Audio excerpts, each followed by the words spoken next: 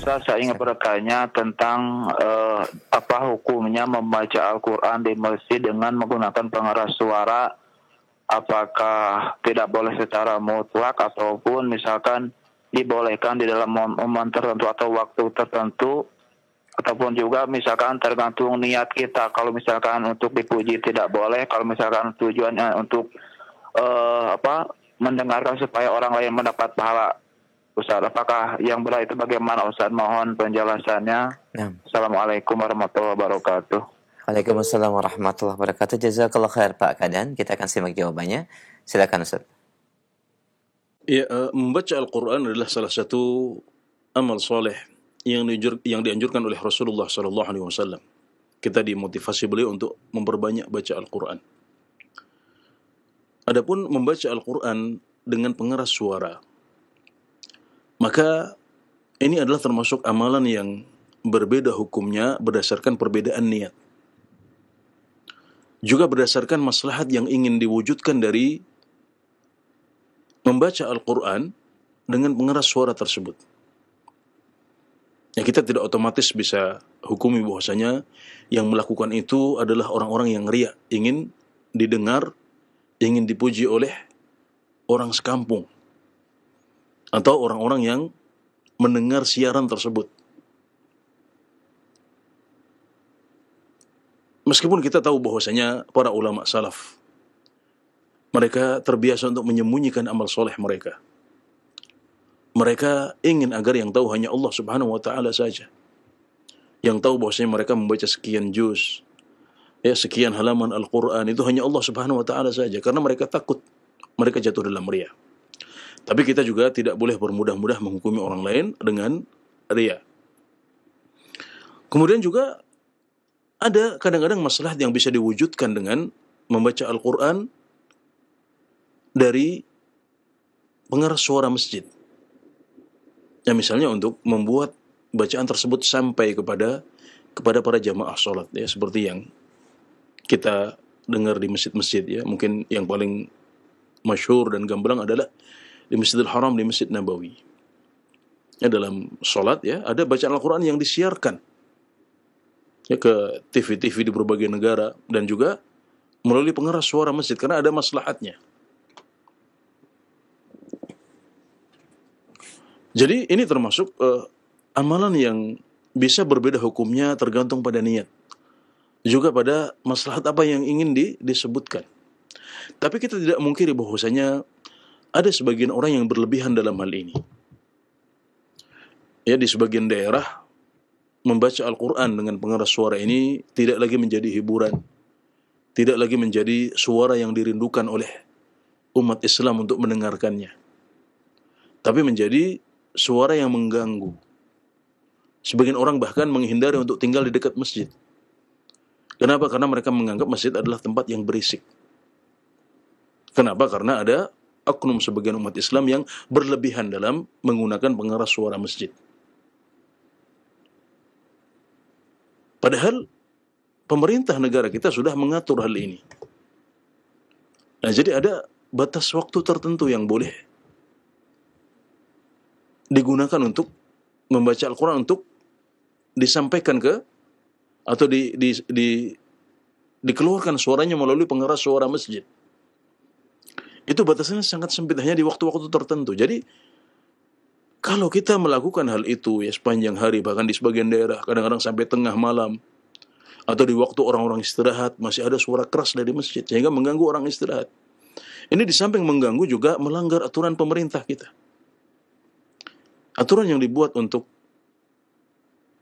menghindari konflik, menghindari gangguan kepada orang lain. Nah, ini sebagian umat Islam tidak bijak untuk menyikapinya. Ya, entah apa yang dicari, apa yang dimaksudkan, ya, tapi sebagian orang tidak peduli. Nah, ini adalah sikap-sikap yang dikhawatirkan membuat reputasi Islam rusak. Membuat orang menyangka bahwasanya Islam ini bukan agama yang rahmatan lil alamin. Kenapa? Karena masjid justru malah membuat orang terganggu istirahatnya. Bukan hanya umat Islam sendiri, tapi juga bisa jadi orang-orang non-muslim yang ada di negeri kita. terganggu dengan suara-suara itu. Jadi alangkah baiknya kalau kita sebagai umat Islam introspeksi diri, mawas diri.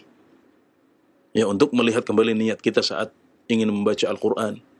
Kenapa harus dikeraskan di masjid? Apakah ada maslahat yang membuat kita melakukan hal itu? Kenapa kita tidak sendiri-sendiri saja? Agar hanya Allah yang tahu bacaan kita. Apa maslahatnya? Apakah ada maslahatnya? Apakah benar-benar syiar? Apakah itu mengganggu atau tidak? Apakah kita membaca di waktu istirahat atau di waktu yang tepat? Ini semuanya adalah beberapa hal yang kita harus koreksi lagi, kita harus mawas diri lagi sehingga Islam menjadi benar-benar terbumikan. Islam sebagai agama rahmatan lil alamin ya terpraktekkan di masjid-masjid kita terutama.